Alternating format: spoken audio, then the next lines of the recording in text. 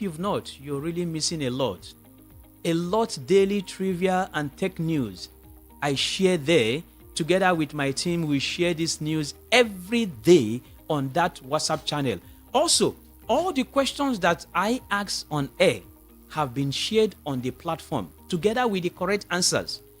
So if you want to call in to win the prizes that I have for you on the show, you need to join the tech channel, that tech community on WhatsApp, so that you can follow, get the questions, get the trivia and the answers there, so that you don't need to crack your brain. Every day we share this information there. How do you get to the channel? You say, just go to the official website www.oluchuku-ogwike.web.app, or you can just simply send me a personal WhatsApp message on 0706 202 okay, and I will bring you in. Our giveaway prizes that was won last week and 2 weeks ago, remember, is courtesy of Perfect Line Technology Limited. They are an Oraimo brand franchise located at Shop 5, Lafell Mall, Block 10, Plot 133 Amodofi, beside Burger King, Zenith Bank, close to the First Tackling Bridge. You can't miss it. It's a big mall. Okay, they deal with quality products. So now let's go into today's show.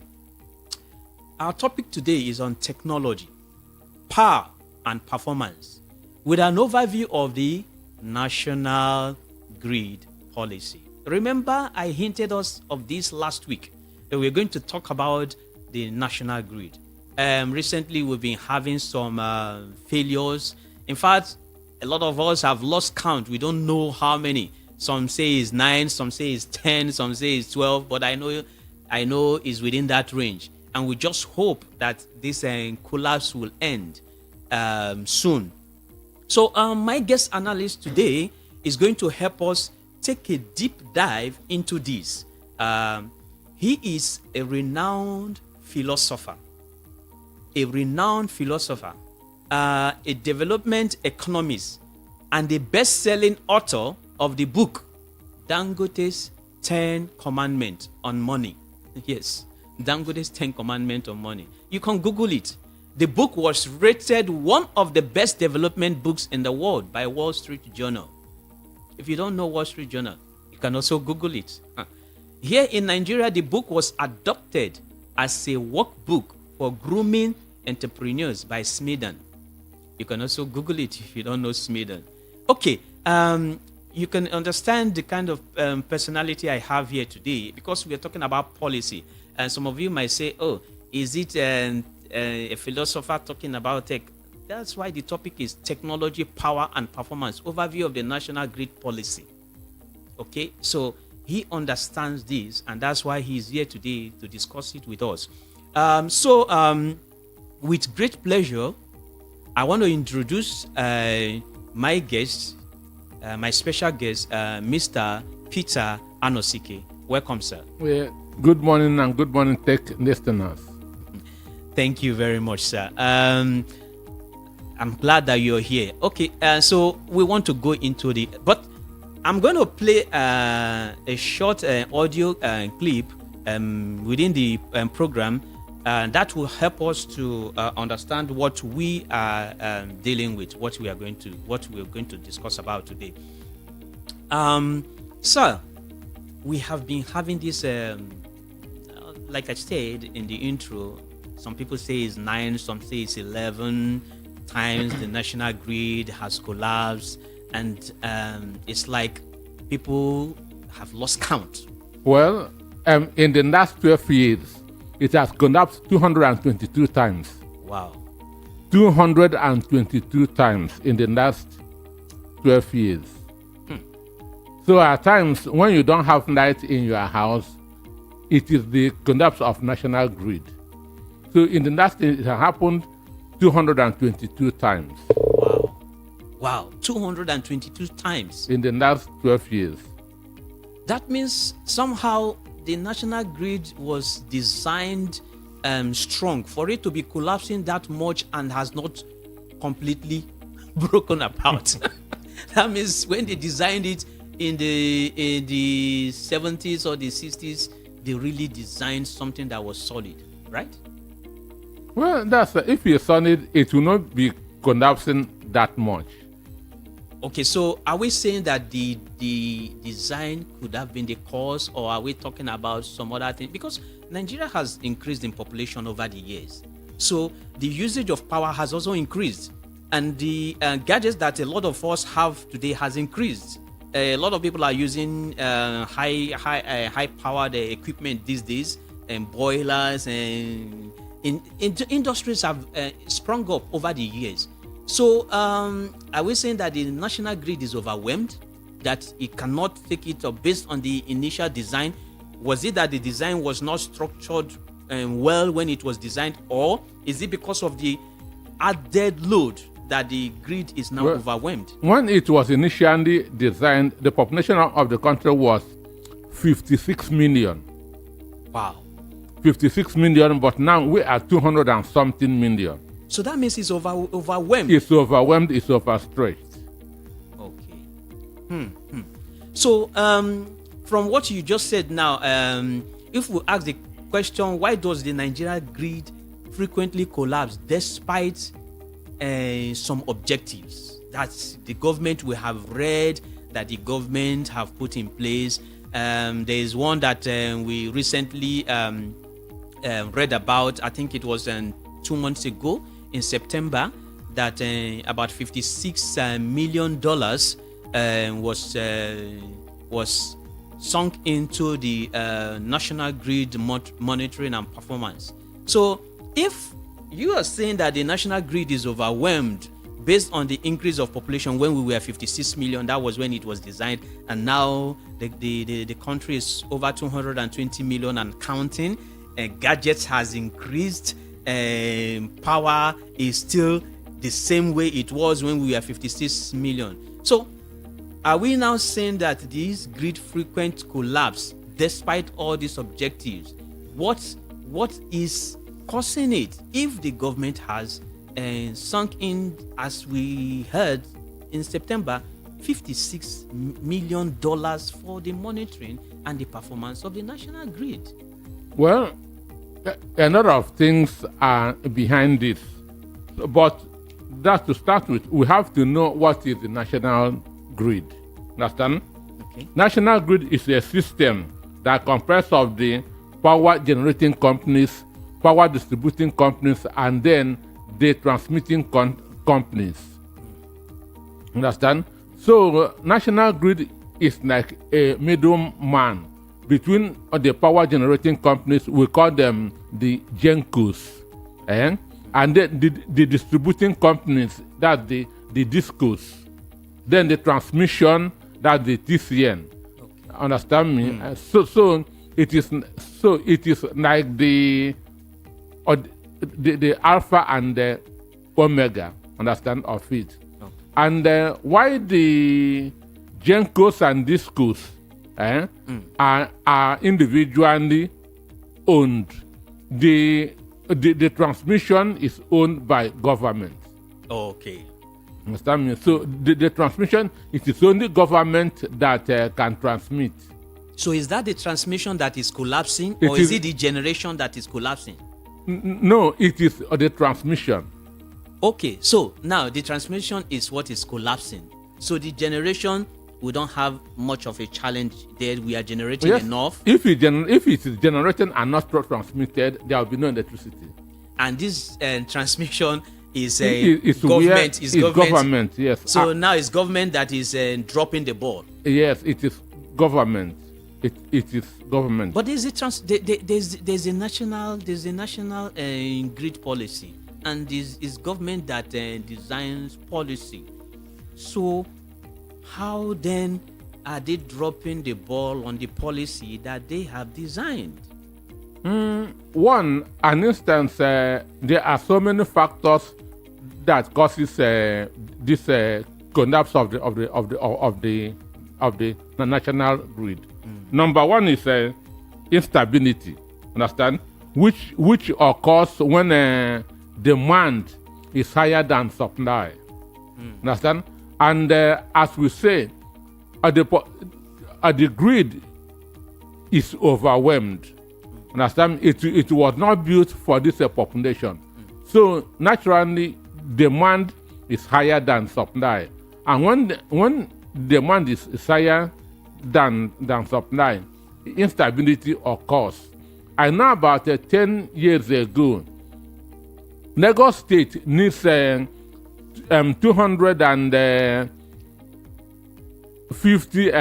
megawatts. Understand? That's on. We have ordinary period and peak period. Peak period are always in the evening. When people are back from work. Yes. So on a good day, they need that's 2,500. But during peak period, they need 2,700. But then the population of Lagos State was not up to 15 million. But now Lagos State is over 20 million. So you can see that this thing is overstretched. So instability is one of the reasons that is causing this thing, because supply is that demand is higher than supply. Understand me? That's because of the growing population. Yes. Yeah. Then so that is a major factor. And if our government is proactive, what they should have been doing is keep on upgrading. But it is not being done. Then another one is overly volatile nodes. That's when heavy nodes, understand, are just like steel companies. Industries. In industries. That is also one of the reasons why these things collapses. Then you can also talk about corruption. Corruption. During the week, the EFCC chairman said that if you know what is happening in the power industry, the kind of corruption there that you shed tears, that they may require maybe 9.0 gauge to function. Somebody will go and buy 5.0 gauge. What is that? Corruption. Understand me? So then another one, we don't have a high maintenance culture. In Nigeria, we are not high on maintenance. This is not just government, even individuals. Enter a commercial bus. How many bus drivers maintain their vehicle? They will say, let me manage and go and come back. Understand me? So these are the reasons that causes all these things. The grid are not being maintained properly. And when contract is awarded, they don't buy the right thing. They want to shortchange the government by buying substandard, understand me, equipment just to make money for themselves. So they put their own interest first before that of the nation. Understand me? Yeah. So that's also the thing. And then among the collapse also is this strike. You know, we have a NUI, National Union of Electricity Employees. When they go on air, when they go on strike, they'll go and shut down the grid so that government will do what they want. So these are some of the issues that affects the collapse of the Degree. Sure. So thank you, sir. We know now you have given like a brief breakdown of the possible causes why we are having this grid. This show we talk everything about tech. A lot of people were hounding me outside the studio, guy, why don't you talk about this national grid? It doesn't it have anything to do with tech? And I told them, yes, of course, 100% it has everything to do with tech. But there were some factors that you mentioned. You talked about corruption. You talked about aging infrastructure, poor maintenance. Thank you, sir. Poor maintenance of the this. So, but the word grid is in a layman's time is break of collection of subsets that come together and to either form a cluster of whatever you want. So if we have a national grid, why don't we have? Okay, you said transmission is where the bulk of the issue comes from. Where it that's the main thing. If it's generated and not transmitted, it's a waste of time. It's a waste of time. It's just like cooking food and it remains in the pot because there's no place to serve that food. Understand me? Okay. So now I was looking at talking about smart grid, but before we talk about that smart grid, because I wanted us to take a listen to this brief audio, and maybe when you listen to it, you can give your analysis on it. Just a bit, sir.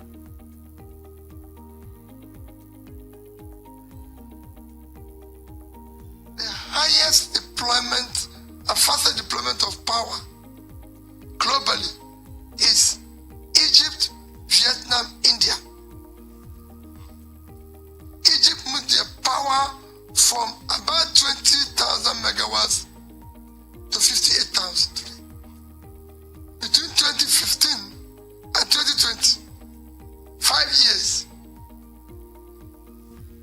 10,000 is on the high side. His vision was 6,000 megawatts. So, mind you, that 6,000 megawatts of Yaradua in 2007 is what this Tinubu government has a vision of. 6,000 still. 6,000 still. That's 2007 and now, which shows you that we are not moving forward. Which shows you that we are not moving forward. And again, no country in the world depends solely on national grid. There are now other sources of power. That is why I had to play this audio, because we are going to the tech side of it. There, like just you said, 80% of Nigeria power is gas generated, it's gas tech. Gas technology. Then we talk about Kainji. Before I was born, and so many years It ago, was Kainji Kainji Dam, has Kainji been Dam, there. Kainji Dam. Dam. Recently, not long ago, in Borno, a lot of people died because of dam overflow. Yes. And that water could have been used. That water could have been used to power up another mini dam. Yes. Another mini power dam. But life was lost. And although I don't want to go into that side, but sometimes when I look at all these things, I see the bigger picture of tech that is supposed to be used in all these areas, but we are not using it. Everything in the world is tech-driven.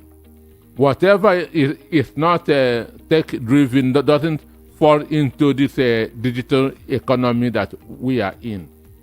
Okay, so we want to look at the smart electricity, smart power.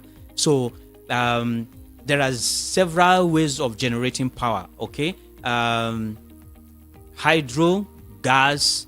In this recent time, we talk about the renewables, the solar, the renewable wind, solar, and so forth. Yes. Because we know the industrial world, they use thermal, they use nuclear to generate their own power. Okay, but here in Nigeria, we have the ability to utilize renewables, because when you step out, the kind of heat from the sun that hits you these days, you begin to wonder what the heck is going on. And why are we not utilizing this energy? Even though it might be, like as we said, grid is subsets and clusters that you bring together to get what you want to get. We don't need to rely on one source of generation. generation. So what do you think is the issue, or what could have been the cause why our national grid policy is not looking towards these directions?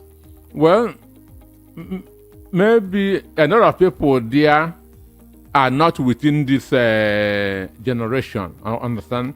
Their mentality, their school was in the days of Kainji, and maybe they are not improving. Otherwise, Nigeria has 7 hours of abundant sunlight on a daily basis. 7 hours, which will have been converted into solar energy. Straight ahead. 7 hours of abundant sun every day. But it is being wasted. I read about a place in China. They have a solar farm that they are generating over 3,000 megawatts. That is what Nigeria can't even generate for a whole nation of over 220 million. But a subset in China have issues why these things couldn't happen because of the insecurity and all those. I was just thinking about, look at the vast land in the north. But when we talk about sunlight, it is not only in the north. It's everywhere. Here in Lagos, the way the heat of the sun is hitting us, sometimes you begin to wonder what is going on. So why can't these renewables be leveraged? Wind and wind power, for example, we have coastal regions along the coastal belt of Nigeria. Why don't we utilize this so that we can have these individual grids chucking in their own power, individual subset chucking into the grid, just like we have from the gas and from the hydro. So is it that our policy is outdated, or is it that, like you said, political will that is not making it work? It is the political will, because in June of 2023, Tinubu signed the Electricity Bill Act, which empowered states and individuals to generate their own electricity. So I feel that this should have helped, even though Enugu State said that they will start generating in 2025. We know of the one in Aba. Okay. Understand me? That's built by Professor Bat Naji. Emeka is also coming up with one in the same Abatu. So if states begin to generate understand me, so this is what will also help. Okay. Understand? Because now imagine over 200 million people depending on one source. There's no way that thing can stand. So Nigerians need to diversify into other sources of energy. Okay. Understand me? Okay. They need to diversify into other sources of energy, so that the over dependence on the national grid will not be there anymore. Okay. So we are going to go on a short break now. When we come back, we are going to open up the phone line so that listeners can call in and then contribute to the show. Either you ask questions or you contribute your own quota to the show. I also know that Lagos State has their own IPO, Independent Power something. And then there was a time we heard about what Otedola was doing with his own power generating company. And I think all this thing needs to come into place so that we can save this country from this continuous, unabated national grid. When we come back from the break, we are going to I'm going to open up the phone lines, and we are going to go deep into this discussion. Stay tuned. And digital banking into groundbreaking innovations and the dynamic world of technology and AI. Now, we've got it specially covered just for you. Right now. Tech Life is a new program on Voice of the People 90.3 FM Lagos that meets your needs with quality information, deep analysis, insights, interview, and offers you full technological know-how on how to thrive in today's digital economy. Tune in to Tech Live every Saturday, 10 a.m. to 11 a.m. live with the industry expert Oluchukwu Francis Obuike for an expose into the world of artificial intelligence, cybersecurity, computer programming, robotics, IT networking, and lots more. So, be informed, be inspired, mark your calendar, set your alarm, and stay ahead this Saturday, 10 a.m. to 11 a.m. for Tech Live. Only on this station, Voice of the People, 90.3 FM. It's not good.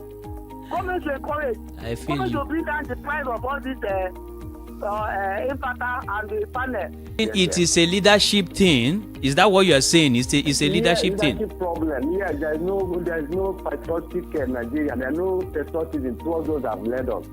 By making things work for Nigeria. But my brother, I know there are individuals that have solar panels in their homes. Are you saying that they? Is this still not materializing again, or are they not planning for it again?